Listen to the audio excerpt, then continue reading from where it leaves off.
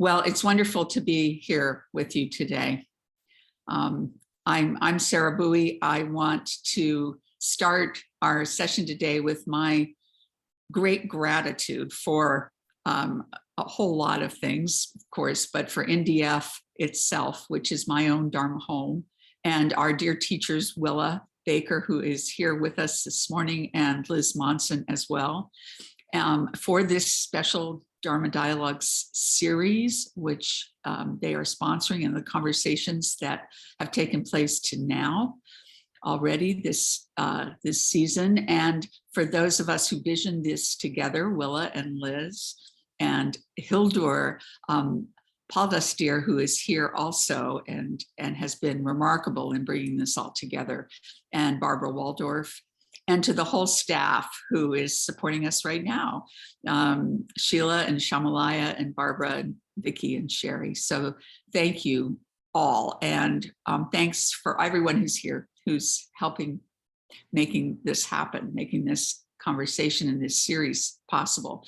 I'm also especially grateful to the group that's gathered here this morning, dear friends and colleagues, Barbara Waldorf, Kevin Gallagher, Diana Chapman-Walsh, John Bales, Willa, Blythe Baker, and Melissa Hoffer, who are going to share this process this morning of introducing all of us and the whole group of us to thinking about our work as it relates to mindfulness, to presence, to our showing up with our full awareness in these times.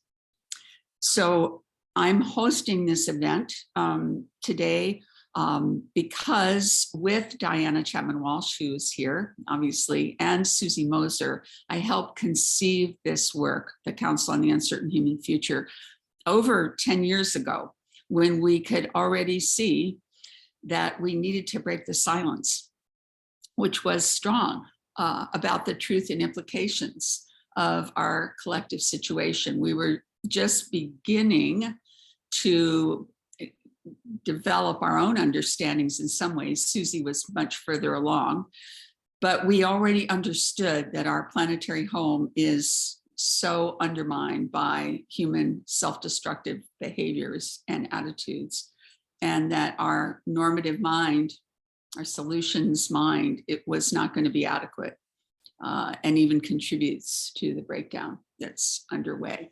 And so we saw the need to do a profound reckoning and to do it responsibly, mindfully, in community, in good company, and in the context of a kind of sacred practice, which is that of counsel. I'm going to read a description that is the way we characterize the council work in a more public way. The Council on the Uncertain Human Future invites human transformation in relationship to ecosystem collapse and its root causes. It's intended to open questions, deepen awareness, catalyze fresh insight, nurture resilience, develop alliances, and nourish evolutionary change in individuals, institutions, communities, and regions. While the scientific consensus is clear, as individuals and as a society, we fail to fully acknowledge the realities we face, their implications, and exploring how we listen and live from here. And the Council is that place. Through an intentional practice of collective discernment, the Council on the Uncertain Human Future creates an opportunity for such a reckoning, individual and collective, to take place in an environment of trust. So we launched the first full council with a circle of 12 women. Diana and Willa and I were in that group.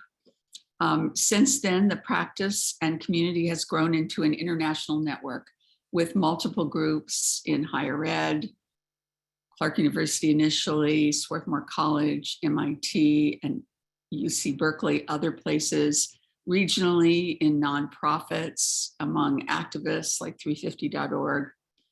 And we've just launched the third Eco-Sattva Council that Barbara Waldorf is convening.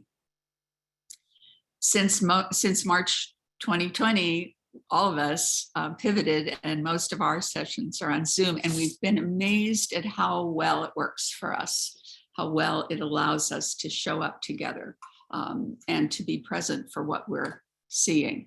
So I want to just remind everyone, if you haven't done so already, to please spend some time on our website and see what's emerged between us in this network over the years in terms of insights, films, events, readers, the network itself. That's all there as a resource, and we hope you'll look at it.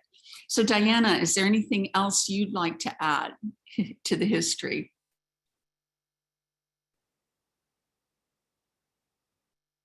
Oh, you're still muted. Oh, Vicki, can you unmute Diana? There we go. Am I unmuted? Sorry, thank you. Well, you express gratitude, many gratitudes, Sarah, as you always do. I want to express gratitude to you as your partner. Started out on this journey 10 years ago, as you said. And just say a little word about Sarah's leadership, because it's a very special kind of leadership. I study leadership. I was a leader at one point and have written something on that recently. So Sarah is holding this process with tremendous integrity. She's the one, the guardian of it. And as she's doing it, she's channeling something powerful, something important, or conjuring it somehow. She's opening spaces and spaces for revelation, a term we often use in our prompts, and it comes from Sherry Mitchell. The idea that things are being cracked open in these times, and in those cracks, there are revelations if we can still our minds and our hearts and listen for them. And Sarah really has grown this process with that real devotion to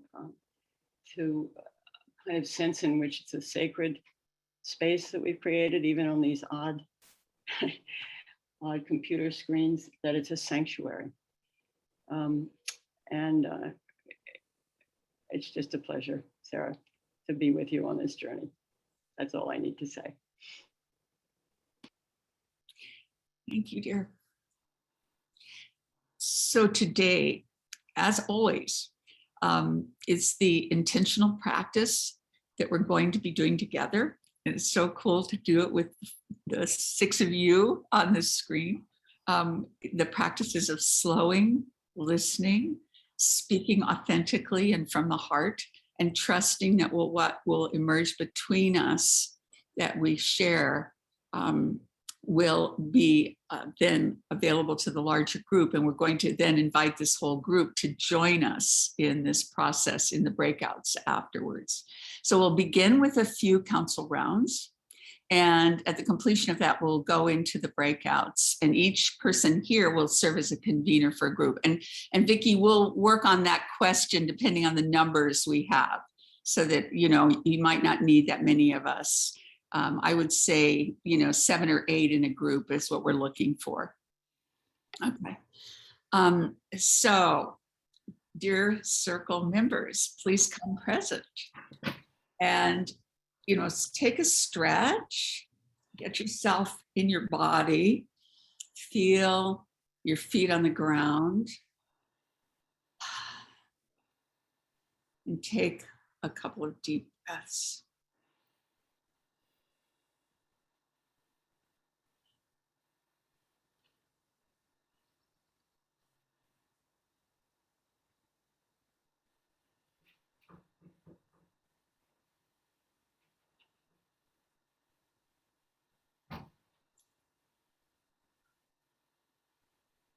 So we're going to review the council agreements, which are to be present, to listen and speak from the heart, and to be spontaneous in your speaking. Speak what wants to come through you in that moment. Please be lean of speech, respectful of sharing the time in our circle, because we'd like to be able to do a few circles while we're together. You can pass at any point. And today, rather than our holding Your comments in confidentiality, you are sharing them widely, but normally we hold them in confidentiality. And as we say in our Zoom, in the spirit of council guidelines, I'll call on you in the first round to establish an order. And then keep in mind the person who comes after you. And then when we go into the second round, you name the person who follows you when you're complete with your thought or your contribution. So we'll call on each other as we get into this practice. And if you do have a talking piece, this is for those of you who are not part of our circle right now, the practice when we were in person always involved a talking stick or another talking piece. For a long time, a globe, a glass orb that had been to space and back that Diana contributed.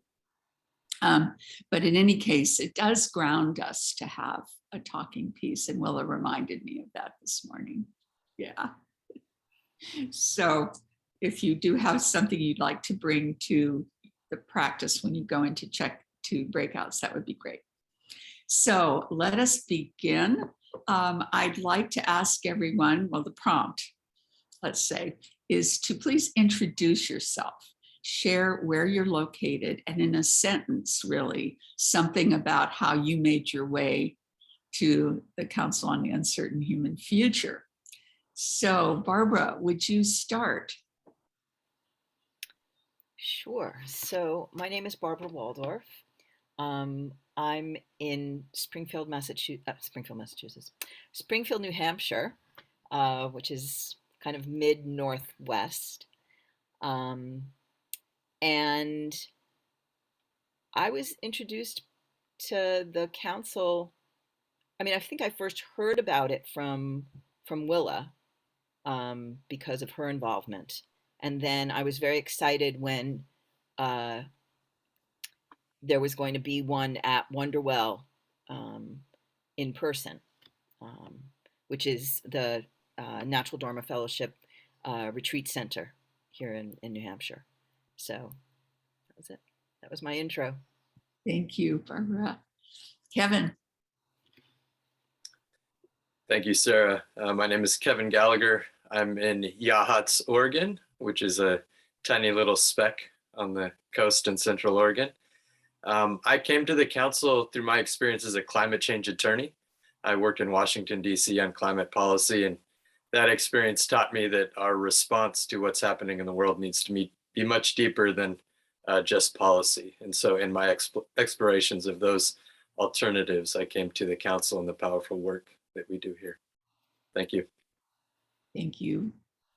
Diana.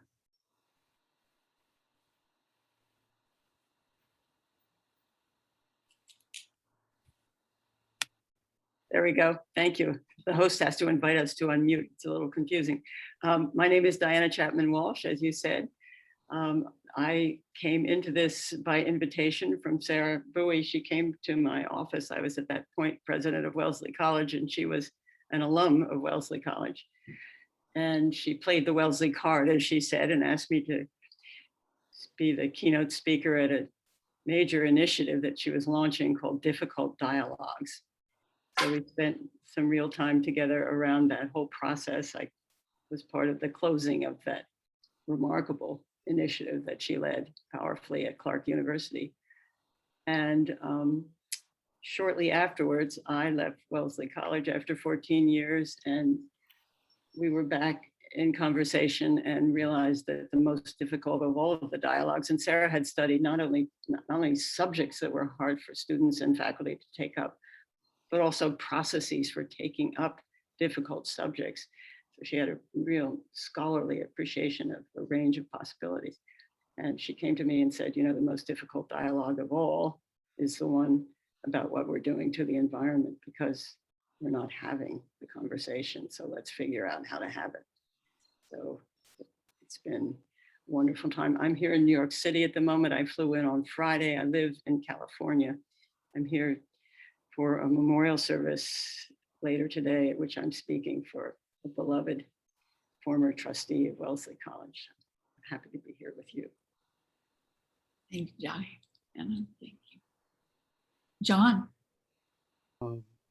My name's John Bales, and I'm in Somerville, Massachusetts. I'm a Soto Zen Buddhist priest, and probably for the past 5 or 6 years, I've been unable not to include what we've been calling climate change in my teaching. And more the understanding of interdependence and the relationship between modern discoveries in science, shall we say, or modern articulations of complex relationships, and the entirety of the Buddhist, we'll call it the Buddhist history of the study of mind. This interdependence, this interbeing, is the central piece of how to live in peace with one another, and to recognize what community is beyond the human. So it's taken over my life. I've known Sarah since 1984 or 5. And then one day I got a job at Wellesley College, and I was walking around the campus, and there was Sarah. So I said hello, and then we would see one another every now and again, and I inquired what she was up to, and then I horned in and was invited to a meeting, BC, before COVID, and enjoyed it thoroughly. And as I tend to do with my passions, I threw everything in. So I wanted to join and do as much as I could to support this process, this council process, which I believe truly creates or allows a space that already exists to come forward, within which we can speak and resonate with one another. And that resonance and sharing in that resonance is what brings forth already existing trust. So however it affects the council practice itself, each of us differentially, we will take that into our lives. Change. That's my experience. So thank you, Sarah and Diana and all of us who come together like this. Thank you, John. Thanks so much. Melissa. Hi, good morning, everyone. I'm Melissa Hoffer, and today I'm coming from Central Massachusetts in Barre, and I split my time between Massachusetts and DC. And I came to this work very serendipitously. It was a cold winter night, and at the time I was working in Boston, and I had swung by the Cambridge Institute Meditation Center, where Willa was giving an incredible Dharma talk, where she had us write down words and put them in a hat that she passed around, and then did this Dharma talk from these words that was sort of half poetry slam and half Dharma talk. And I thought, who is this woman? And she brought into it all these themes of the earth. And I'd been longing so much for that in this practice that sometimes felt dry to me.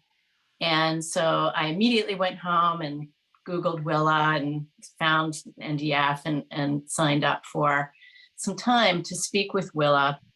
And during that time, I just shared that as a environmental lawyer who has spent many years working on climate issues, just finding it more difficult personally and for my staff to really hold the reality of what is happening. And she said, oh, I have to connect you with Sarah Bowie and this council group. And so that's how I got connected a couple of years ago now. And it's been really profound for me personally, and has helped, I think, to integrate the, substantive knowledge of what is happening with the sort of emotional component of how are we really going to be reckoning with this? And as a part of this series, NDF had Joanna Macy a few weeks ago, a few months ago now. And when Joanna was talking about the work that reconnects and why that work is important, she said, you know, we do this work so that we don't turn on each other when this transition happens, words to that effect. And it really stuck with me because I think that is the importance of this work. These are really unprecedented times that we're dealing with. They're manifesting in ways that I think are some expected, some not. And they're going to be extremely challenging on a personal and collective level. So I come to this work to strengthen that muscle and to build that resilience and to do that in community. And that's why it's been important to me. Thank you. You. Willa. Thank you. I remember that evening well, Melissa. It's so great to see you here and to be with you in council. So my name is Willa Baker, and I am a Buddhist teacher who has a deep love for connection to, from the time of my childhood, just with being out in the wild. And when I started Natural Dharma Fellowship, which is the umbrella organization that is sponsoring this work that we're having here together, this gathering together, I really wanted to bring together the practices of meditation with with the love and connection and the inspiration that we can feel in wild spaces and unconstructed spaces. So so then Sarah showed up one day at Wonderwell, and with her concern for the planet and something that we share, and invited me into the uncertain Council for the Uncertain Human Future, which at that time was just an idea that she was bouncing around with Diana and with Susie. And they were just talking about it at that point and starting to think about how would we create a circle for really digging into the truth and how we hold the truth. So that was my background. Where am I? I'm in the unceded territories of the Abenaki tribes in New Hampshire, in central New Hampshire, in Springfield, New Hampshire. And I'm so looking forward to our work together this morning. Thank you, Willa. And I'm Sarah. As you know, I'm in Western Massachusetts in Worthington. And my path to the council, I think you've probably already heard enough about, but it definitely, it actually started, you know, beginning of my life, really, just my own connection to the natural world. And that was cultivated a lot in my years in Asia. Places that Willa and I share in Kathmandu in particular, coming to understand something different about the human relationship to the natural world. And that eventually led into my realizing that our ways of being with the planet were quite askew and did not honor we did not understand the planet as a sacred space. That our Western civilizations did not. So eventually, through this process you've heard, the Council on the Uncertain Human Future was born and was launched in 2014. So going on into a couple of other prompts for our circle, I'd really like us to come clear between us about this relationship between our work and mindfulness practice, or the larger work that brings so larger. Actually, it's all the largest work. But just with these words that we're hinging these questions on today, as you think of mindfulness practice, Dharma practice, how do you find CUHF or the council work to be a mindfulness practice? how do you understand that yourself? Because every one of you is a practitioner. So Kevin, could you start?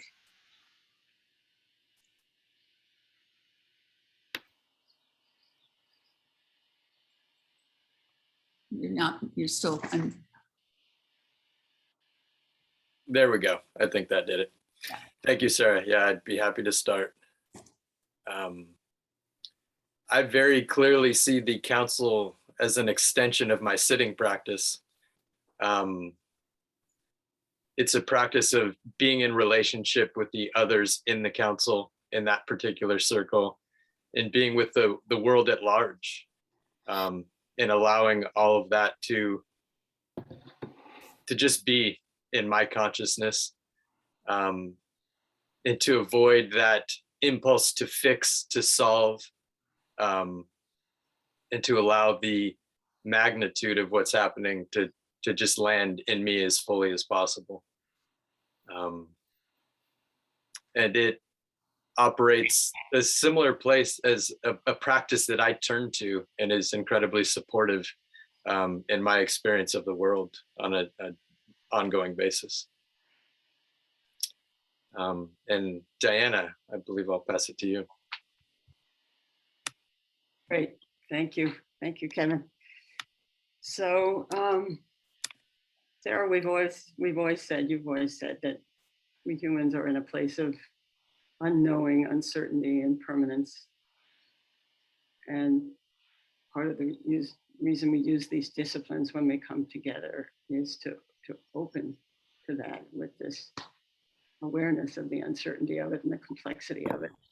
There's no one truth. When we start fixing in on one truth, we get ourselves into trouble. And that's part of why we are in this situation we're in, that there's an interwoven complex of truths, if we can open to them, and of questions, open to other questions. And all of that really is in some ways a distillation of the first noble truth, I think, so that we talk about being open to the mystery, being under a process that's emergent and that's fluid, that's mycelial, the word you like to use, that's rooted in nature, that's rooted in our beings as complex organisms. And part of the wonderful opportunity I see today and the joy of being here with Lama Willa, whose book I read on the flight from San Francisco to New York 2 days ago, is the opportunity to go much more deeply into the possibilities of this embodied wisdom that she is developing and teaching with more and more clarity and confidence. Because I think that, I said at the beginning, there's been a series of revelations as we've gone through this process, one after another. I won't list them, but I think there's the possibility today of a new revelation for us about how the Dharma informs the thing we're doing that isn't specifically a Buddhist practice. We invite people in from all kinds of different backgrounds. We're not requiring that they be Buddhist, but there's something very deeply, importantly related to the Dharma that we celebrate here today.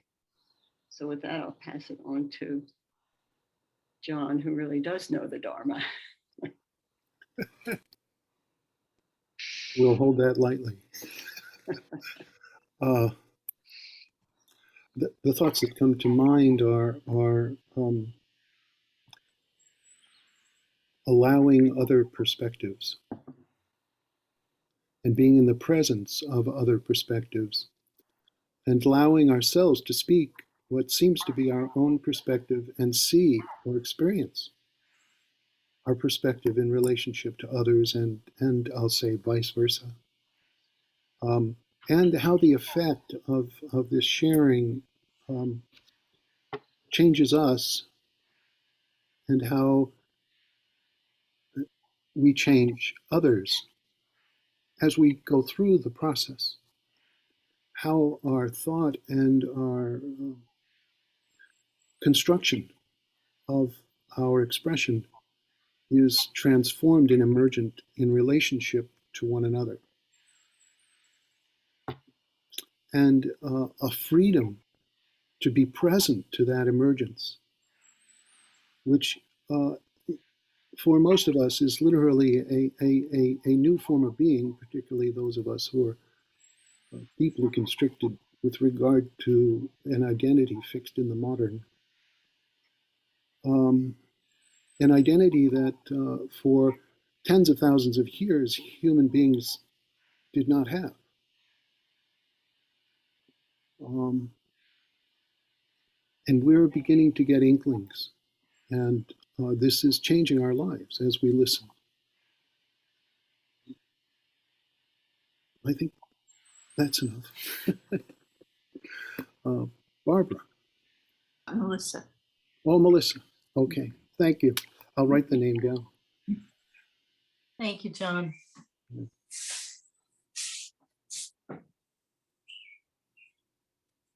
I think the way that it's similar for me is there's a way that council can enable a group of people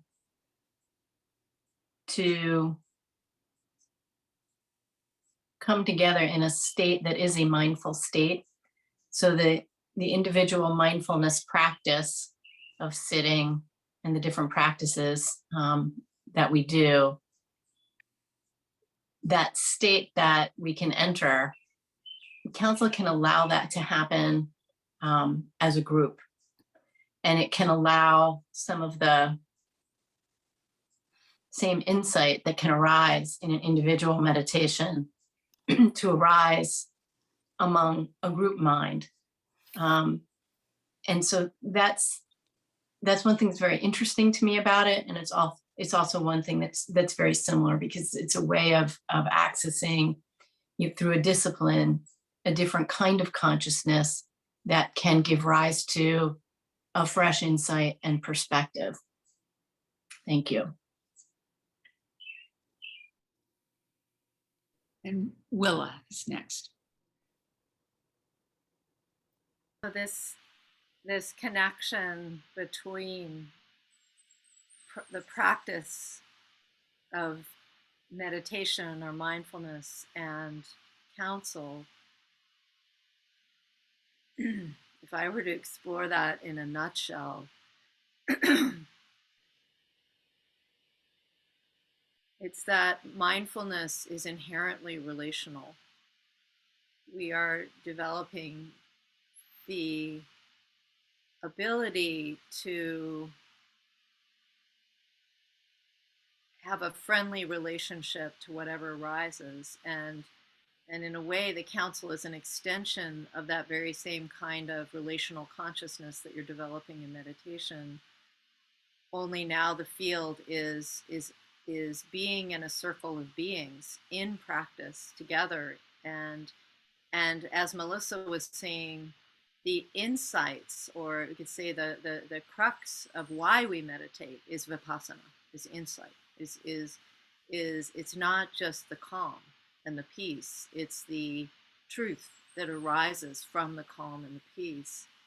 In a circle, there is the arising of collective vipassana, like Melissa was describing there, a kind of alternative way of knowing that is coming from the field of flow that is the counsel.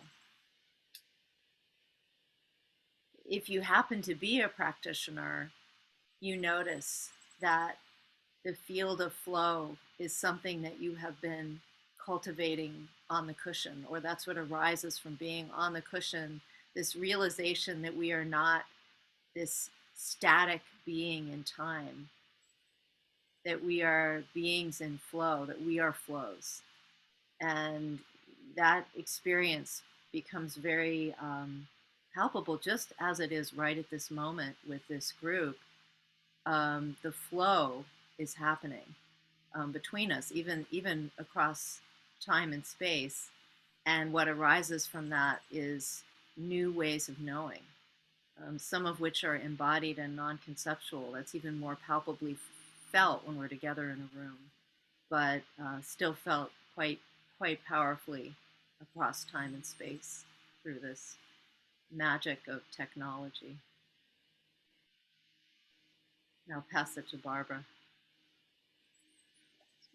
I think it comes to me, Sarah, Willa. to Sarah. Go to Sarah. Thank you. Sorry, Sarah. No, I think you've all said so much so well. I will just say that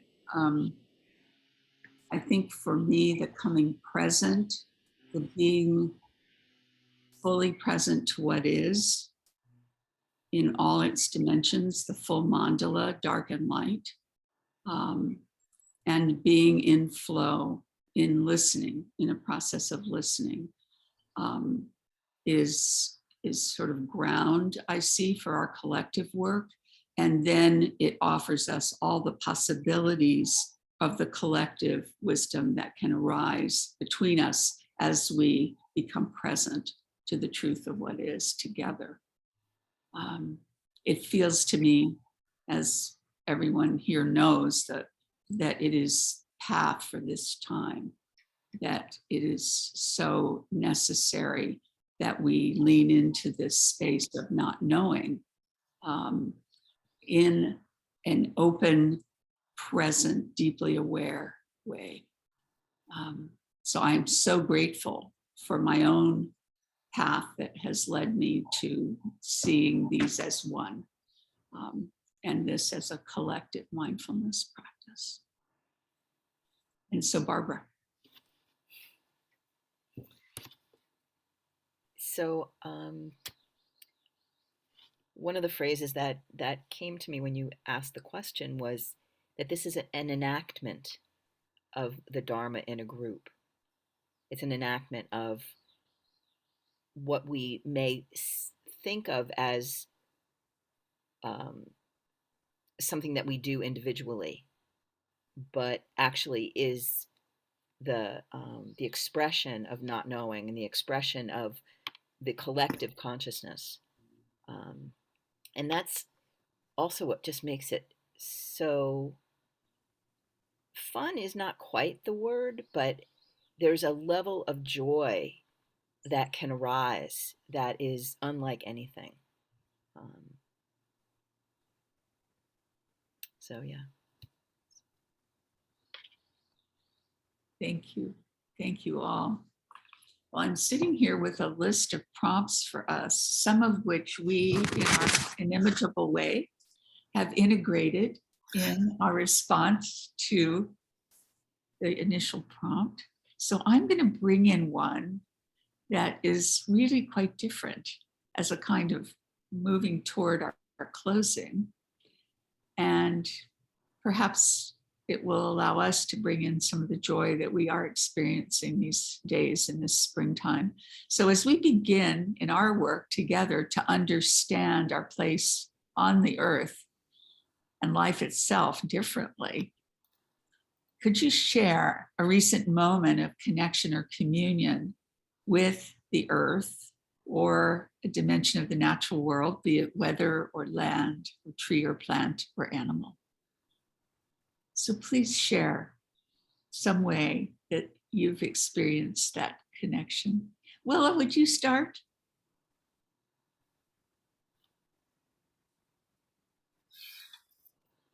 Oh, yeah. Vicki, can you unmute? Yeah. Oh, all right. It's not super recent, but recent enough. I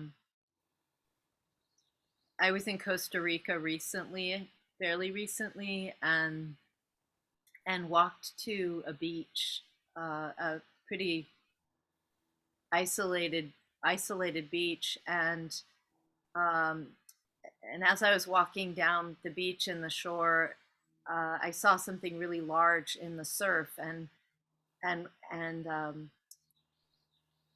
as I came closer and closer, I realized it was a giant leatherback turtle. And like these turtles are enormous. They're really, really big and really, really old.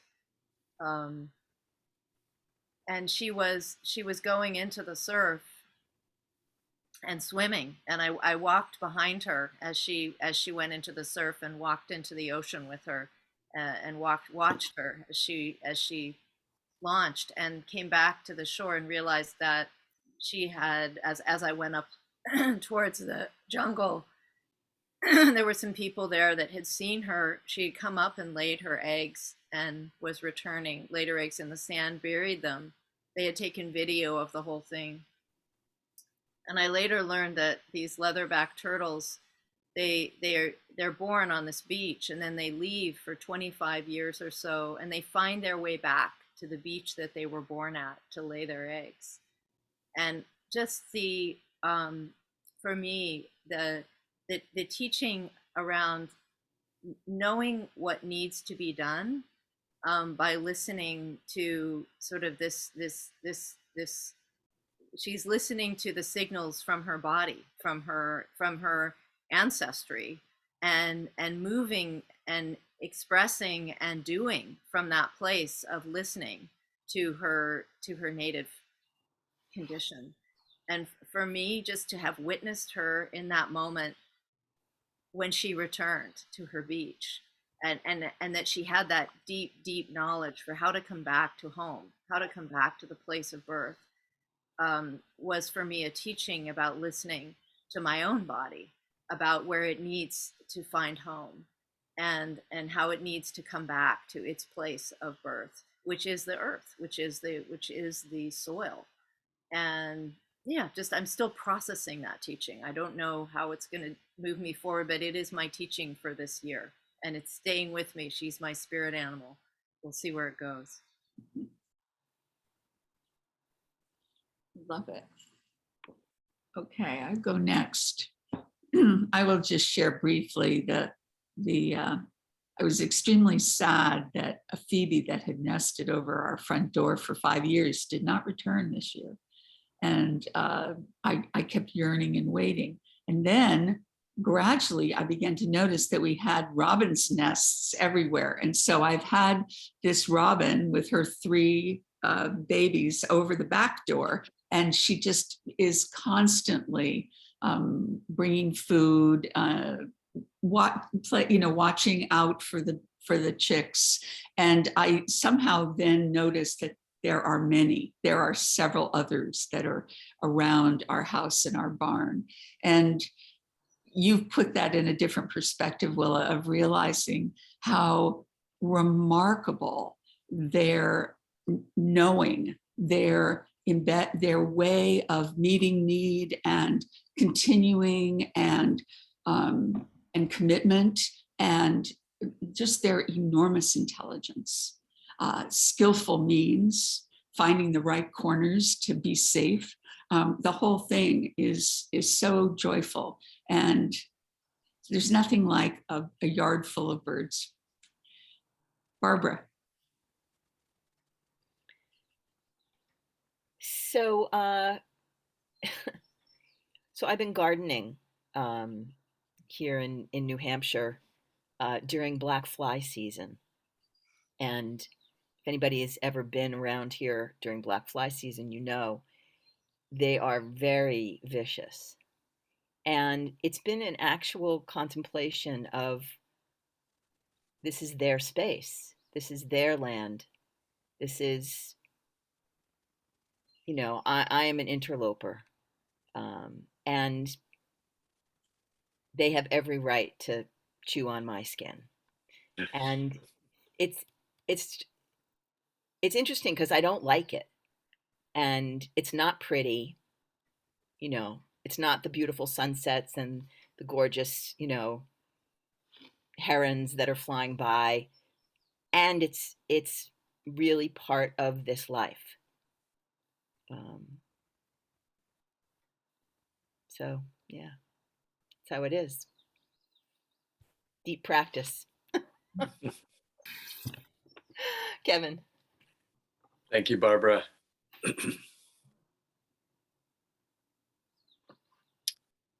I think for me, what wants to be said is about the conversation that I'm in with the land around me. So I'm new to this place on the coast in Oregon.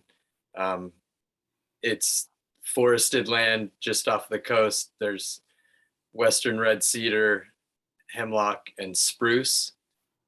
And so just learning how to be in this place, how to steward this land as somebody who is just another being of this place. It's a place that was clear cut perhaps 100 years ago. So there's substantial regrowth, but it's still an immature forest. There's secondary regrowth here.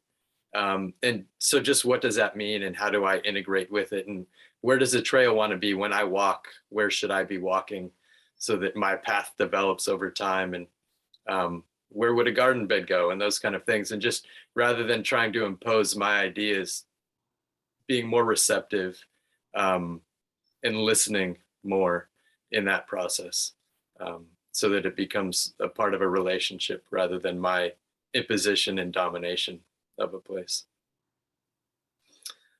Diana. Well, so I'm here in the heart of Manhattan, the heart of our giving and getting and spending world that's too much with us, as Wordsworth wrote a long time ago. And I walked up and down Fifth Avenue yesterday, probably 50 blocks all told by the end of the day, connecting with people here and there. Van Cleef and Arpels has set up flower arrangements, giant flower arrangements on every block. This is their current effort to bring nature into Gotham. My friend I visited refers to New York City as Gotham. It's certainly not a place where one finds nature in its natural state very often, but we were at a museum at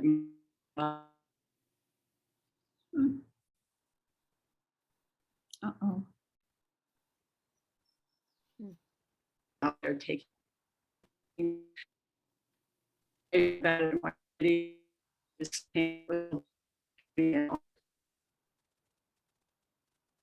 Hmm.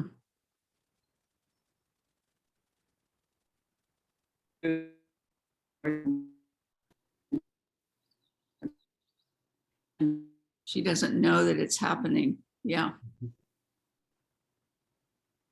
Hmm.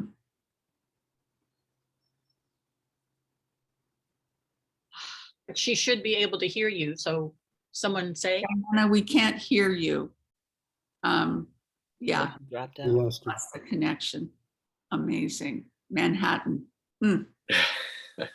Okay, well, let's, The heart of the neural network. yeah. So John and Melissa, and John, go ahead. I'm going to ask both of you to be brief because we're kind of at the end of our rounds. But John, please. It's getting harder and harder in my life, my experience of being alive, to differentiate between my bones and a tree. A couple of weeks ago at Wellesley, I did a memorial service for a 250-year-old white oak tree, which was not so well attended, but I had great fun offering incense and flowers and sweet tea and cookies for its transformation soon, because it's ill, into benches and tables and so on that will reappear at Wellesley College, and address the long history of this tree and how it is taken care of and related with the land and the trees around it and the plants since before Wellesley College was there. Stunning and beautiful tree. And just one short aside, this connects with Suzanne Simard's book, Finding the Mother Tree, where she's watching a mother bear catch salmon and bring it back into the brush where her cubs are hidden. They eat the salmon, and the remains of the salmon remain at the base of the tree. Later, she comes back and does a core sample of the tree and finds the DNA of the salmon in the tree sample. It's the neighborhood of why I'm finding it hard to separate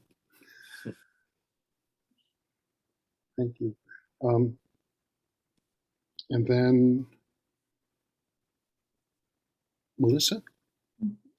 Okay. Thank you, John.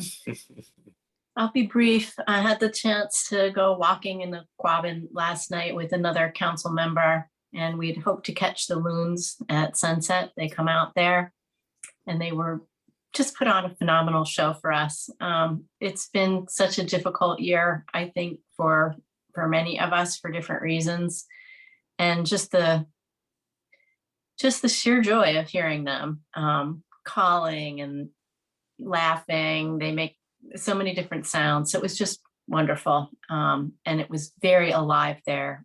Owls and red Fs and bats and all kinds of wonderful animals. So the sense of communion is very healing. Thank you. Thank you. Diana, I'm going to pass it back to you because we lost you for a little bit, so you could finish your contribution. Thank you. I lost you here in the heart of technology. My Wi-Fi failed.